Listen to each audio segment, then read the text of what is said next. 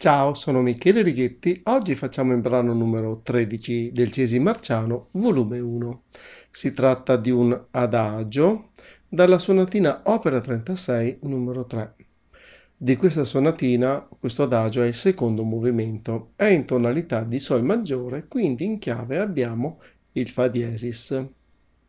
Da un punto di vista tecnico, la difficoltà di questo brano sta nella divisione, ovvero come interpretare, come suonare correttamente il ritmo di questa melodia. Esaminando lo spartito, vediamo che vi sono molte note da un quarto puntate seguite da una nota da un ottavo. In seguito abbiamo note da un ottavo seguite da note da un sedicesimo. Queste due figurazioni ritmiche sono molto simili, ma la prima ha una velocità, mentre invece la seconda è al doppio della velocità della prima. Un'altra difficoltà tecnica di questo brano è nella mano sinistra, poiché copre un'estensione di quasi 2 ottave, infatti parte in chiave di basso, nella seconda parte è in chiave di violino per finire nuovamente in chiave di basso. Bene, adesso andiamo a suonare prima a mani separate e poi a mani unite.